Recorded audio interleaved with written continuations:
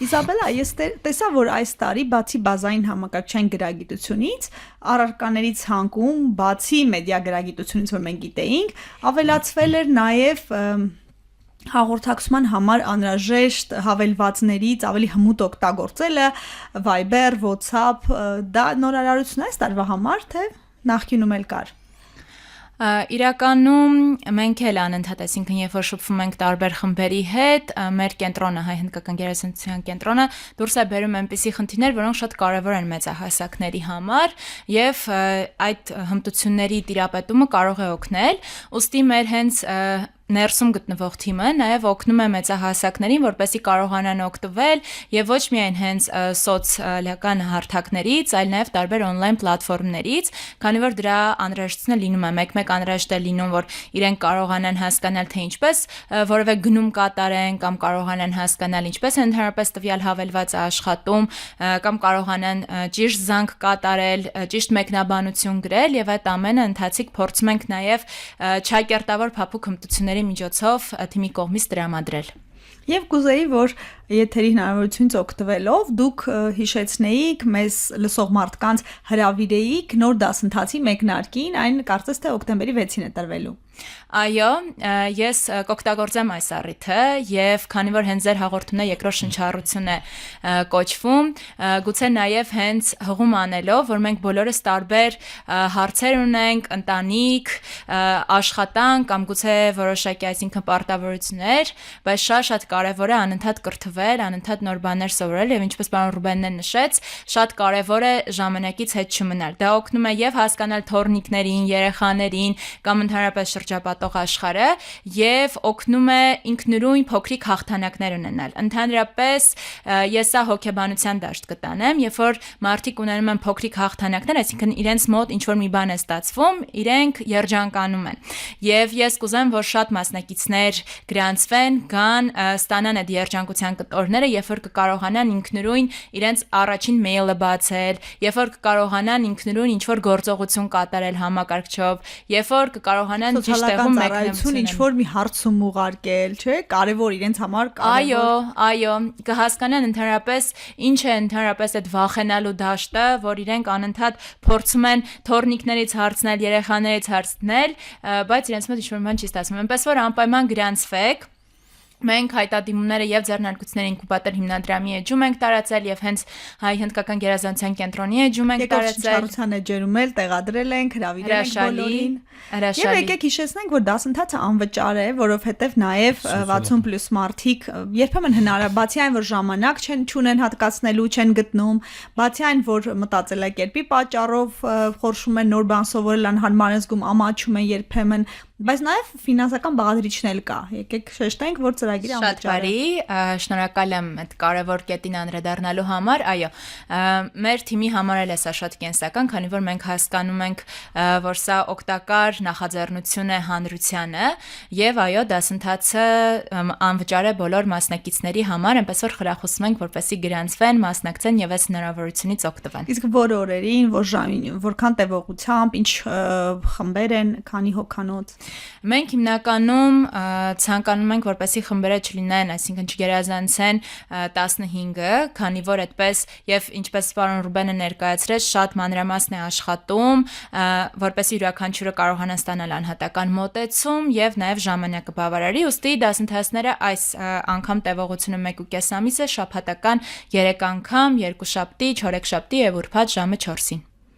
Դե կդիմեն մանրամասնել կիմանան։ Իսաբելա, ինչ է ներառում բազային համակարգչային գրագիտություն դասընթացը, ինչ են սովորում այդ դասերին։ Այս դասերին մի քանի փուլերով գիտելիքներ են ստանում, նախ եւ առաջ, քանի որ մենք ընդհանրապես մոռանում ենք, որ մեր հասարակության մեջ կան մարդիկ, որոնք ընդհանրապես իրենց կյանքում չեն առնչվում համակարգչի հետ եւ իրենց աշխատանքը կարող է լինել խորարարություն, վարպետություն եւ այլն, եւ ինչ որ բայի չի հաջողվել եւ այս մարդիկ չեն պատկերացնում ընդհանրապես լավ ինչ է համակարգիչը։ Նախ եւ առաջ ծանոթանում են, թե ինչ է համակարգիչը, ինչ հնարավորություններ ունի համակարգիչը, ինչպես կարող են օգտագործել, միացնել, անջատել, մեզ համար գուցե տարական բաներ են թվում, բայց դրանք շատ կարեւոր են։ Դրա հետ զուգահեռ նաեւ ամենակարևոր հարցին են անդրադառնում, թե ինչ է ընդհանրապես ինտերնետը, համացանցը, ինչպես գրագետ օգտվել, ինչպես ճիշտ օգտվել, եւ դրա հետ զուգահեռ, այսինքն կարողանում են նաեւ հասկանալ թե ինչ է էլեկտրոնային նամակների այդ դաշտը, աշխարհը, ինչպես գրագետ օգտվել, ինչպես այնպես անել, որ այդ ամեն ինչը լինի անվտանգ եւ այդ ամբողջական փաթեթը ամրապնդվում է նաեւ մի փոքր Microsoft Office-ի փաթեթով, որպեսզի իրենք կարողանան ինչ-որ ընթացիկ բաներից տեղեկություններ ստանալ, բայց նախ եւ առաջ մեզ համար կարեւոր է անվտանգ կիրառել համակարգիչը եւ կարողանալ օգտվել համացանցից, ստանալ տեղեկություններ, կիրառել կյանքում։ Ծրագրի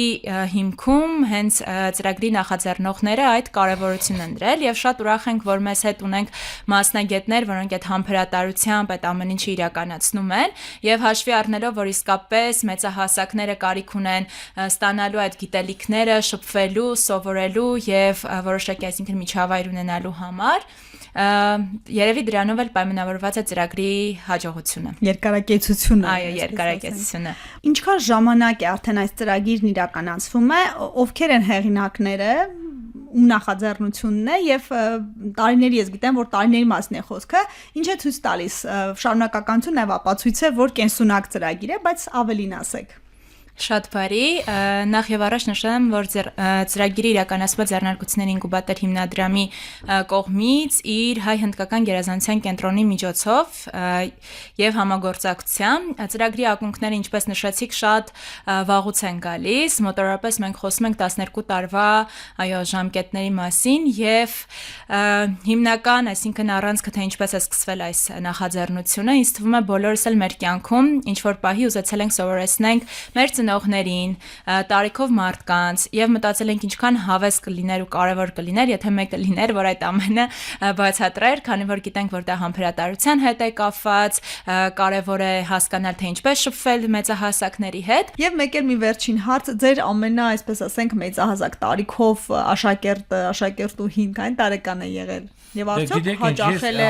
ասեմ, անկեղծ ասեմ, ես չեմ հետաքրքրվում իրանց տարիքի հետ, կարող է վիզուալ ինչ-որ թիվ ասեմ, բայց դա սխալ կլինի, ով որ գրանցում են մեր ժողովրդին, բնականաբար իրանց անձնագիրը վերցնում են, որ իմանան ով այն ինչ-որ հարցեր լինեն դիմեն այդ հարցերով, դժվարանում է, ես չեմ կարող ստույգ այդ ձեր հարցին պատասխանել։ Իսկ միջին տարիք կա, Իզաբելա։ Ես հստակ գիտեմ, որ մենք ունեցել ենք մասնակից 83-84 տարեկան, որ փորձել է բախտը, որպեսզի կրթական ծրագրի միջով անցնի եւ մեր թիմը խրախուսել է եւ երևի թե դա դեռևս ամենաբարձր շեմն է եւ մի օգտվելով արդից, քանի որ տարիքի թեմայից ենք խոսում, հետաքրքիր է, որ մենք սկզբում հենց 60+, 55+ տարեկան մարդկանց համար էինք այդ ամեն ինչ արել, բայց արդեն մենք մի փոքրել ենք շեմը իջեցրել եւ դարձրել ենք 50-ից եւ ավել տարիքի մարդկանց համար, քանի որ մենք